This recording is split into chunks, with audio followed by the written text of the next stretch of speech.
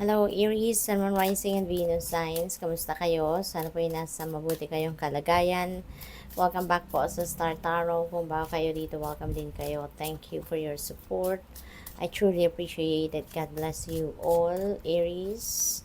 Maraming salamat po sa mga likes and subscribes ninyo at sa mga nagsisend po ng super thanks. Maraming salamat. Pati na rin po sa mga nag-iiwan ng mga heartwarming comments. Maraming salamat. Pauna mensahe po ninyo, strategy. Ayan, so nasa planning stage kayo sa ngayon. At maaring pinag-aaralan ninyong mabuti kung ano yung next move na gagawin ninyo. Probably then, meron kayong plano ditong mag-invest, at yun ang pinag-aaralan ninyong mabuti.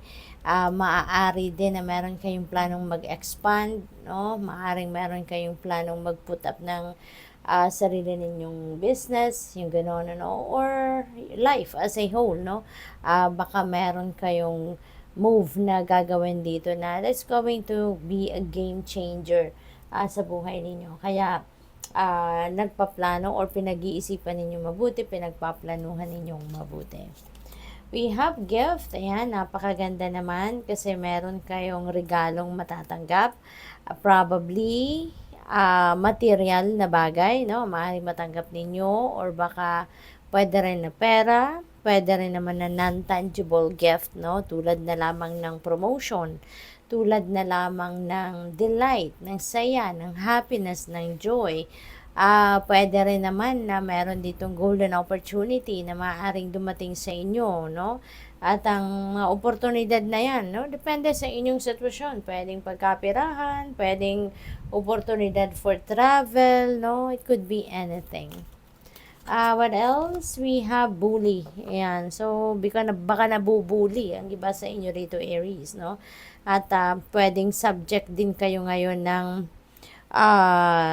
ng chismis. Baka kayo ay sinisiraan ng kung sino man, mga tao sa paligid ninyo, or baka kayo ay, alam mo yun, ipinapahiya, maaaring ganon, baka pinagkikwentuhan kayo, mga ganon, So, most likely, Aries, baka naiinggit ang mga yan, But that is beyond your control, kaya ang maganda dyan, dead man na lang, As long as hindi naman compromise ang safety ninyo, yung dignity, integrity ninyo, then as much as possible, dead man na lang, kasi baka sayang naman din ang oras, ng effort ninyo kung papatulan nyo pa ang mga yan, diba? What else? We have commitment. Ayan. So, since may contract dito, probably, papasok kayo sa isang kontrata, Baka meron kayong kontratang, baka related ito sa trabaho, baka may bagong job offer na pipirmahan kayo, or baka meron kayong kontrata, ng lease, or baka meron kayong paupahan, maaring magpipirma kayo ngayon ng bagong kontrata with someone, or probably meron ditong agreement, na pipirmahan ninyo, baka yan ay baka kayo ang umuupa, So probably ganun din ang ganap dyan, or baka meron kayong nirerentahang sasakyan, bahay, condo, mga ganon. Probably din, tulad sabi ko kanina, baka related sa trabaho, baka job contract ito, baka may job offer at pipirmahan ninyo. So, whatever the case may be, make sure lang na nire-review ninyo, binabasa ninyo yung dokumento bago ninyo pirmahan. Okay? What else? We have natural disaster. Ayan, kung nasaan man kayo, mag-iingat po kayo. At baka kayo ay nasa isang lugar na baka nakaka-experience kayo ng bagyo, ng lindol, or tsunami, or kung ano man, na natural disaster.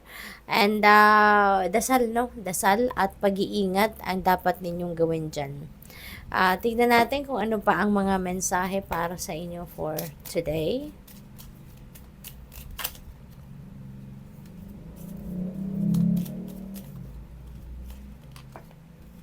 We have advancement. A strong energy is propelling you forward. Follow the steerings of your heart. Ayan, so merong strong energy, na talagang ito ang nagpupush sa inyo na sige na, go for it, gawin mo na yan. Kaya siguro kayo din nagpaplano sa ngayon kasi nararamdaman ninyo yung calling sa inyo. Baka kinakalabit na kayo ng divine universe na sige na, pagplanuhan mo na yan and take action after that, no? Kasi siguro, meron din kayong mga opportunity sa ngayon, no, na baka matagal nyo nang hinihintay ang mga ganyang oportunidad. Kaya habang nandiyan dyan, ayan, no, inaano na kayo, pinupush na kayo ng universe. At saka sundin ninyo, no, kung ano yung gusto ng puso ninyo. Lagi-lagi yung iisipin ninyo, yung kagustuhan ninyo ang masusunod rather than kagustuhan ng iba. Because that is your life. Okay? You should make a decision on your own. So we have reflection. Ayan. See all aspects of yourself through the reflection of the one who mirrors your hidden self. Ayan. So maybe kailangan ninyo ngayon na mag-reflect. Kailangan ninyo ngayon na mag-step back muna kayo ng kahit saglit lang sa kung ano man ang inyong pinagkakabisihan at mag-reflect kayo. Magmuni-muni at magnilay-nilay muna kayo, Aries. Okay? Dahil probably importante na mag-reflection mode kayo because maybe there are so many things that you need to review. Maybe there are so many things that you need to look at. Diba? Maaring mga ganon ang ganap dyan. What else? We have truth. See your light, know your power, have the courage to walk your truth. Okay? So, importante, no, na alam ninyo ang kapangyarihan ninyo, no? You have all the power, you have the willpower, you have the personal power, 'di ba? And 'yun ang gamitin ninyo para magawa ninyo, 'di ba? Ang mga gusto ninyo, ma-experience ninyo yung mga dreams ninyo, 'di ba? Yung mga goals ninyo sa buhay. Okay? So, at saka, no, maging matapang kayo, no, na maging brave kayo, na pangatawanan ninyo kung ano yung mga sinasabi ninyo, kung ano yung kagustuhan ninyo, pangatawanan ninyo yan, no? At walk your truth as well, yun din ang napakahalaga. Okay? So, what else? Hindi pwede na kung anong sinasabi ninyo, kasalungat naman yung ginagawa ninyo, diba? So, that's a beautiful reminder na dapat kung anong sinasabi ninyo, yun din ang ginagawa ninyo. Magnificence, you are amazing, magnificent and unique, but most importantly, you are enough. Kaya wag ninyong maliitin ang inyong sarili. Okay? Wag ninyong ikumpara yung sarili ninyo sa iba because we are all unique. Okay? Hindi pwedeng magkakaparehas tayo kasi meron tayong kanya-kanyang talento, skills, and gifts. Iba-ibang pinagdadaanan natin sa buhay. Iba-iba ang timing natin. Kaya hindi pwedeng ikumpara natin ang sarili natin sa iba. Okay? Isipin ninyo na hindi kayo lesser of a person compared to other people. Okay? Lahat tayo. Okay? Lahat tayo may talent, may skills and gifts. We are all created equal. Okay? Kaya wag ninyong isipin na mas superior sa'yo ang kung sino man. Okay? Dahil you are as amazing as other person, no, other people. You are magnificent and unique. And most importantly, you are good enough.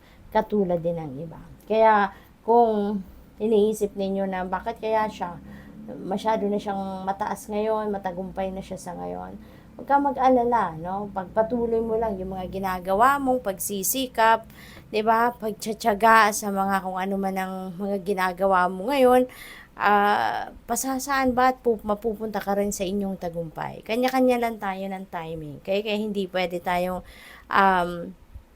ititignan natin yung tagumpay ng ibang tao tapos ikukumpara natin sa tagumpay natin or sa kung ano ang nararating natin. Okay? So, magkakaroon ka din ng sarili mong timing at the divine timing will come as well for you at magtatagumpay ka din. So, good luck. Thank you for watching. Love and light. Namaste.